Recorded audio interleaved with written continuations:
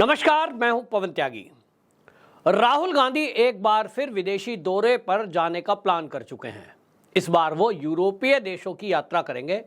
यात्रा सितंबर में बताई जा रही है कि सितंबर के लिए प्लान किया जा रहा है। जैसे ही राहुल गांधी की ये विदेश यात्रा की घोषणा हुई कि राहुल गांधी एक बार फिर से यूरोपीय देश जाने वाले हैं, देश के अंदर एक चर्चा शुरू हो गई कि क्या इनके यात्रा से लौटने के बाद फिर से देश के अंदर कोई नया बवाल, नया दंगा देखने को मिलेगा। ये देश की जनता इसलिए शंका में है क्योंकि राहुल गांधी जब जब विदेश यात्रा पर गए हैं, ये प्रयोग है या तो संयोग है, ये तो मुझे पता नहीं, लेकिन देश ने ये देखा है कि राहुल गांधी जब जब विदेश यात्रा पर गए, उनके वापस लौटने पर कुछ ना कुछ नया बवाल जरूर होता है। दंगा नहीं होता है तो विवाद खड़ा होता है, विवाद खड़ा नहीं होता तो कोई आंदोलन खड़ा होता है, आंदोलन खड़ा नहीं होता है तो कभी कभी कोई फेक न्यूज चलाई जाती है और संसद के सत्र को बाधित किया जाता है। 2014 से लगातार हम देख रहे हैं कि जब भी कभी मोदी सरकार विशेष कोई कानून बनाने जा रही हो, कोई संसद में ऐसा महत्वपूर्ण बिल लाने जा रही हो जो देश के लिए जरूरी है, उस संसद के सत्र में हमने देखा है कि हो हल्ला इतना होता है कि संसद को नहीं चलने दिया जाता है।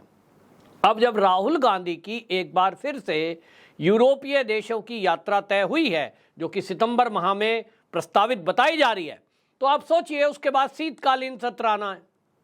मतलब अभी जुलाई से पहले जो ये मानसून सत्र हमारा था 2023 का, इसके पहले अमेरिका यात्रा गए थे राहुल गांधी और कैसा विवाद हुआ था।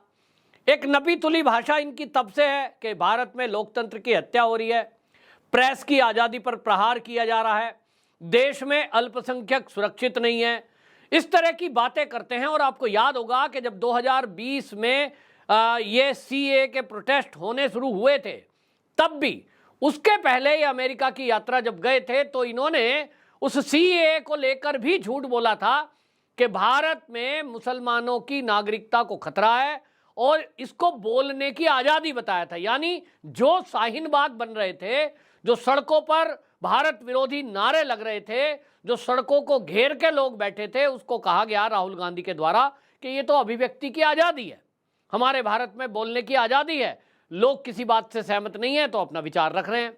जबकि एक जिम्मेदार राजनीतिक दल होने के कारण राहुल गांधी को यानी कांग्रेस को देशवासियों को यह समझाना चाहिए था, देश के मुस्लिमों को यह समझाना चाहिए था कि इस सीए में आपके विरोध का कोई ऐसा बात नहीं है। ये तो 3 देश में, पाकिस्तान, बांग्लादेश, अफगानिस्तान में जो अल्पसंख्यक हैं वहाँ के, यानी हिंदू, सिख, जैन, बौद्ध, ईसाई, ये तो इनको भारत में नागरिकता देने की बात है, और वो भी 31 दिसंबर 2014 के पहले। अगर ये कांग्रेस इस तरह से लोगों को समझाती तो शायद विवाद इतना बड़ा नहीं होता, दंगे फसाद नहीं होते जो हुए। लेकिन राहुल गांधी तो राहुल गांधी हैं, वो विदेश में जाएंगे और भारत को बदनाम करेंगे, विदेश में जाएंगे तो भारत की सरकार को बदनाम करेंगे। वो ये भूल जाते हैं कि जब विदेश की धरती पर जाकर वो भारत के विरुद्ध कोई बयान देते हैं तो उसको पूरी दुनिया इस तरह से लेती है कि ये भारत का एक राजनीतिक दल है जो कि बड़ा विपक्षी पार्टी है और सबसे पुरानी पार्टी है। अगर राहुल गांधी कोई बात कह रहे हैं तो वो राहुल गांधी सोनिया गांधी का एक बेटा नहीं है, वो देश की एक प्रमुख राजनीतिक पार्टी का बड़ा लीडर है, तो पूरी दुनिया उसको कोट करती है, खासतौर पे देश के दुश्मन देश, चाहे चीन हो चाहे पाकिस्तान हो। लेकिन राहुल गांधी ये कहते हैं, जब उनसे विदेश में पूछा जाता है चीन के संबंध में, भारत से संबंधों पर आप क्या कहेंगे, तो वो ये कहते हैं कि साहब चीन से तो संबंध ठीक नहीं रहेंगे भारत के, क्योंकि चीन ने हमारे भारत के जो क्षेत्र है उस पर कब्जा किया हुआ है। अब आप सोचिए, भारत के सेना के अध्यक्ष इस बात को बयान दे चुके कि 1 इंच भी भूमि पर, भारत की भूमि पर चीन का कब्जा नहीं है। हमारे भारत के रक्षा मंत्री इस बात को कह चुके कि भारत की 1 इंच भी भूमि चीन ने, कोई सवाल ही नहीं उठता कब्जाई हो। लेकिन उसके बावजूद भी एक ही लाइन को बार बार कहना जो चीन कहता है, जो उसका चीन का एजेंडा है, जब राहुल गांधी विदेश की धरती पर कहते हैं तो सवाल तो उठता है कि भाई राहुल गांधी आखिरकार ऐसा क्यों कह रहे हैं। और अभी हाल ही में देश के अंदर जो मानसून सत्र हुआ है, इस मानसून सत्र में ये देश की संसद में पहली बार हुआ है कि भारतीय जनता पार्टी के सांसद ने, राज्यवर्धन राठौर जो कि कर्नल थे सेना में, उन्होंने सीधे सीधे आरोप लगाया कि ये जो कांग्रेस पार्टी है इसका चीन के साथ समझौता हुआ है। 2008 में इन दोनों के बीच एक भारत चीन की कम्युनिस्ट पार्टी और ये कांग्रेस या राहुल गांधी, सोनिया गांधी, ये दोनों जने गए थे, इनका क्या समझौता हुआ है देश को बताना चाहिए। और उन्होंने आरोप लगाया कि इन्होंने चीन से समझौता किया है। उन्होंने ये भी कहा कि यदि भारत का कोई अन्य नागरिक इस तरह से देश के दुश्मन देश से कोई समझौता गुप्त करता तो उसके ऊपर राजद्रोह का केस लगता और वो जेल में होता। लेकिन इनके बारे में कुछ जानकारी नहीं है, तो ये जानकारी क्यों ना सार्वजनिक की जाए। जब इस तरह के आरोप लग रहे हैं, और अभी हाल ही में न्यूज क्लिक पर एक खुलासा हुआ है कि किस तरह से एक पत्रकार, एक न्यूज पोर्टल भारत विरोधी अभियान का हिस्सा है, अरुणाचल प्रदेश जो कि भारत का एक प्रांत है, उसको वो चीन का हिस्सा दिखाने के लिए मेल पर बात कर रहा है। भारत की एक कम्युनिस्ट पार्टी का पूर्व नेता वो उस पर मेल डाल रहा है, यानी एक पूरा षड्यंत्र रचा जा रहा है। तो जब न्यूज क्लिक पर कार्रवाई की जा रही है तो राहुल गांधी ऐसे में बयान दे रहे हैं कि भारत में प्रेस की आजादी का हनन हो रहा है। अब ये बताइए कि भारत में कोई भी पत्रकार, कोई भी न्यूज चैनल, कोई भी न्यूज पोर्टल ये कैसे कर सकता है कि वो चीन के पैसे लेकर, चीन से फंड पाकर, चीन के इशारे पर चीन की भाषा बोल जाए? भारत के किसी भी भूभाग को वो चीन का कैसे दर्शा सकता है? ये तो राष्ट्रद्रोह है, ये गद्दारी है देश के साथ। क्या इस पर भारत की सरकार या दुनिया में कहीं भी जो देश हैं, क्या वो कार्रवाई नहीं करते? राहुल गांधी जी इस बात का अगर जवाब दें कि जो पत्रकार यहां दो दलों के बीच, दो धर्मों के बीच लड़ाने के लिए कुछ उल्टी सीधी बयानबाजी करते हैं, कुछ फेक न्यूज चलाते हैं, क्या उस पर कार्रवाई नहीं होनी चाहिए? देश में इसी तरह से फेक न्यूज फैलाकर दंगे होते रहें? देश में सेना को बदनाम करने की आजादी मिलनी चाहिए क्या चैनलों को, न्यूज चैनल और पत्रकारों को? राहुल गांधी ये बताएं कि किसी भी ऐसे पत्रकार या न्यूज चैनल पर मोदी सरकार 2014 से जब से आई है कब कार्रवाई हुई है, उसका नाम बताएं, उस चैनल का नाम बताएं कि कौन सा चैनल मोदी सरकार ने बंद कर दिया। तो प्रेस की आजादी छीनी जा रही है जब ये कहते हैं तो कोई सबूत इसका देना पड़ेगा। लेकिन राहुल गांधी सबूत देने के बजाय, क्योंकि सबूत मांगेंगे, सबूत दे नहीं पाएंगे, तो विदेश में जब जाते हैं, क्योंकि वहां एक तरफा कार्यक्रम तय होता है, राहुल गांधी को बोलना है, मीडिया मैनेज होता है, कुछ कम्युनिटी के लोग बैठे होते हैं जिसमें भारतीय मूल के लोग होते हैं, और फिर राहुल गांधी का बयान पूरी दुनिया में प्रसारित किया जाता है। तो काउंटर सवाल पूछने वाला कोई है नहीं। और दुर्भाग्य से जब ये भारत में लौटते हैं तो भारत में भी जो पत्रकार हैं, न्यूज चैनल हैं, वो भी राहुल गांधी से सवाल नहीं करते, काउंटर सवाल। अरे भाई कैमरा ऑन करके सवाल तो पूछें, जवाब नहीं देंगे उसी को प्रसारित करें कि राहुल गांधी से सवाल पूछा गया था, देखिए जवाब नहीं दिया, या जवाब दिया तो क्या दिया। कोई पत्रकार ये पूछने की हिम्मत नहीं करता कि राहुल गांधी जी से पूछा जाए कि आपने जब अमेरिका गए थे, जब फ्रांस गए थे, जब लंदन गए थे, जो चीजें बोली इसका जवाब दीजिए, क्यों बोला गया ऐसा? क्या सीए में अभिव्यक्ति की आजादी थी या सुनियोजित दंगा था? राहुल गांधी से मुस्लिम कम्युनिटी ने पूछा, आपको बताएं कैलिफोर्निया में सांता क्लारा में जब ये जाते हैं तो इनसे सवाल पूछा जाता है, मुस्लिम कम्युनिटी एक सवाल पूछती है, वहां भारतीय मुस्लिम कम्युनिटी जो विदेशों में रहती है वो बैठे थे, आपको याद होगा।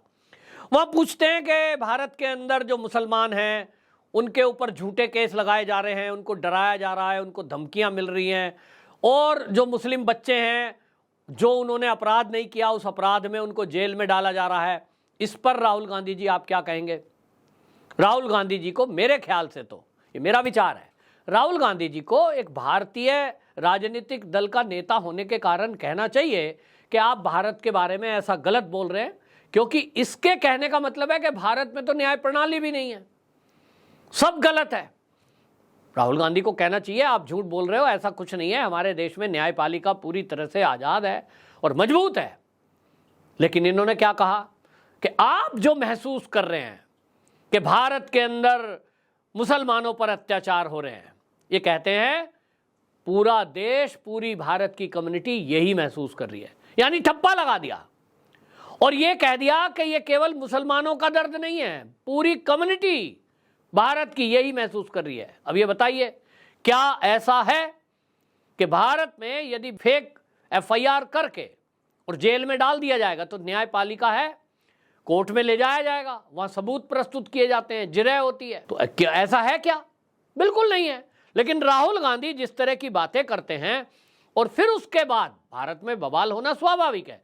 जब आप सीए के प्रोटेस्ट करने वालों को, जो भारत के टुकड़े टुकड़े करने के नारे लगा रहे हैं, जो भारत से चिकन नेक को अलग करके चीन को सौंपने की बात नॉर्थ ईस्ट को कर रहे हैं, ऐसे लोगों को आप अभिव्यक्ति की आजादी कहेंगे? आप कहेंगे भारत में लोकतंत्र की हत्या हो रही है। अब आपको बता दें, इन्होंने इस समय, अब ये जो जाएंगे सितंबर में, पता लगा है कि बेल्जियम के ब्रसेल्स में जाएंगे, नॉर्वे के ओस्लो में ये जाने वाले हैं और फ्रांस के पेरिस में इनकी यात्रा प्रस्तावित है, जो कि सितंबर महीने में बताई जा रही है।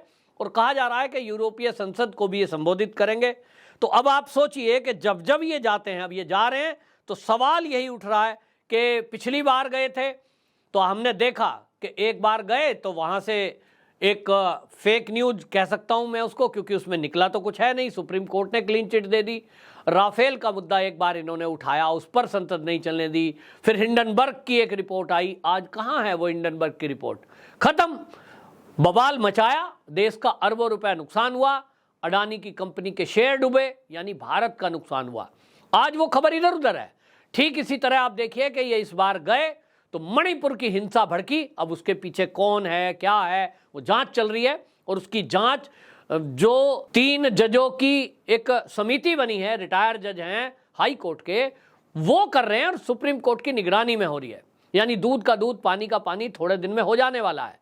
लेकिन सवाल यह है कि जिस तरह की राजनीति कांग्रेस ने उस मणिपुर हिंसा को लेकर की, पूरा मानसून सत्र चलने नहीं दिया। मोदी जी जवाब दो, मोदी जी जवाब दो। और जब मोदी जी जवाब दे रहे थे मणिपुर के लिए, जैसे ही मोदी जी ने बोलना शुरू किया, ये सब भाग खड़े हुए। अरे आपको बैठकर सुनना था, जवाब पूछना था। मोदी जी ने जो जवाब नहीं दिया उस पर जवाब मांगना था। लेकिन जवाब नहीं चाहिए, इनको केवल बवाल करना है। तो फिर शंका के बादल मंडराए हैं। देश के अंदर एक चर्चा फिर से शुरू हुई है कि राहुल गांधी इस बार फिर शीतकालीन सत्र के पहले ये जा रहे हैं, क्योंकि शीतकालीन सत्र आपको पता ही है नवंबर दिसंबर में होता है, तो उसके पहले एक बार फिर विदेश जाना। यहां न्यूज क्लिक पर कार्रवाई हो रही है, चीन से संबंधों का खुलासा हुआ है, फंडिंग का खुलासा हुआ है। ऐसे में राहुल गांधी का एक बार फिर जाना, देखना होगा इस बार राहुल गांधी फिर से देश को बदनाम करने के लिए कोई बयान देते हैं या फिर इस बार वो देश हित में कोई बयानबाजी करते हैं।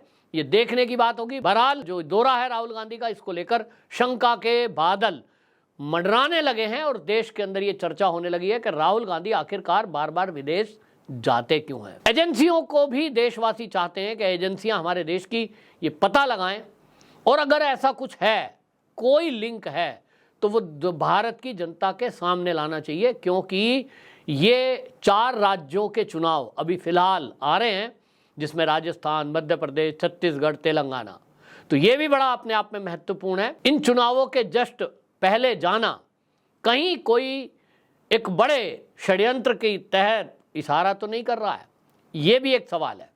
तो कुल मिलाकर देखना होगा, इंतजार करना होगा कि राहुल गांधी इस बार जाकर क्या बात करते हैं। आपके क्या विचार हैं, कमेंट बॉक्स में जरूर बताएं। वंदे मातरम।